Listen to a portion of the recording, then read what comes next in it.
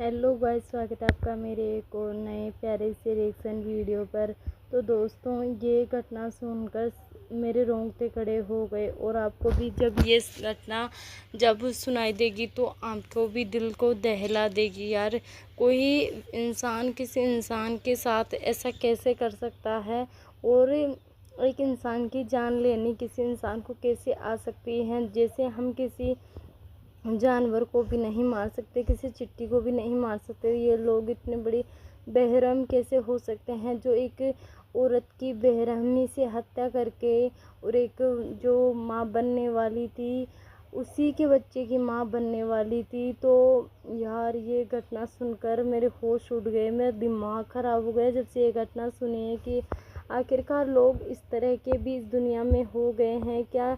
एक औरत की जान की कोई कीमत नहीं है क्या। ये सरकार जब जब औरत पे वार होता है, ये सरकार चुप होती है। जब जब कुछ भी देश में घटनाएं हुए, जैसे डॉक्टर की देख लो, और भी कई घटनाएं हुई हैं यहाँ की। अभी ड्रम में जो औरत ने भी घटना की थी एक आर्मी ऑफिसर के साथ, तो ऐसी घटनाएं जब होती है, जब ये सरकार पता नहीं कहाँ चली जाती है, इस सरकार को कोई काला भी काट जाता है क्या, किसी पर एक्शन नहीं लेती है। तो यही हुआ है, जो अंशु ब्लॉगर है, उनकी जो ननद जी है, उनके साथ ऐसा हुआ है, क्योंकि वो एक छोटे से बच्चे की माँ बनने वाली थी और उसे मारकर इन दरिंदों ने हत्या कर घर से फरार हो गए हैं।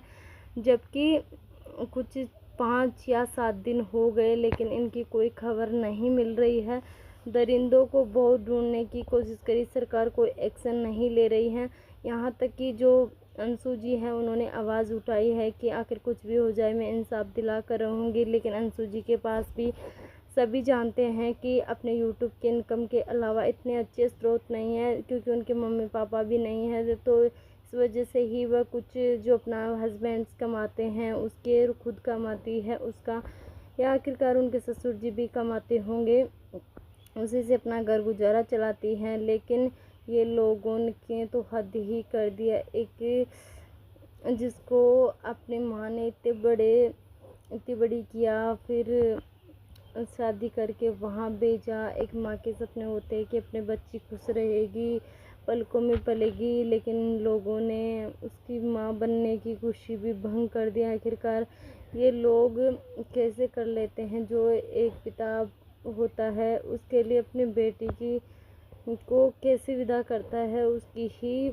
इन लोगों ने इतनी बड़ी बेरहमी से उसकी हत्या की है, और हत्या कर ये लोग फरार हो गए हैं। इन दरिंदों को बिल्कुल भी शर्म नहीं आती है, खुले आम कुछ भी कांड करके चले जाते हैं। ये सरकार की मुंह पे तो पट्टी सी लग गई है।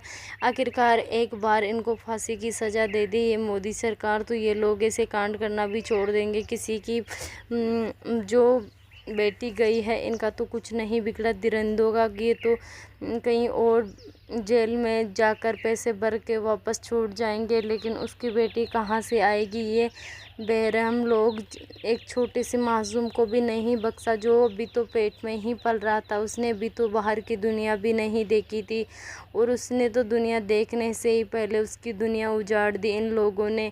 अरे क्या बिगाड़ा था एक छोटी सी मासूम ने आपका, जो उसके साथ ऐसा किया। अंशु ने भी बहुत आवाज़ उठाई है, लेकिन इन लोगों को जब तक सरकार फांसी की सज़ा नहीं दे देती, इन लोगों को ऐसे काम करते हुए पाबंदी नहीं लग सकती, क्योंकि ये लोग सोचते हैं कि आखिरकार उसने किया था, कुछ नहीं हुआ, बस जेल में गया है। लेकिन आजकल तो जेल में रुपया चलता है, और सरकार के पास भी रुपया चलता है। सरकार चाहे तो रुपयों में कुछ भी तोल सकती है। अगर दोस्तों मैं ठीक नहीं कर रही हूँ तो आप कमेंट में बताना ऐसा होता है या नहीं होता है।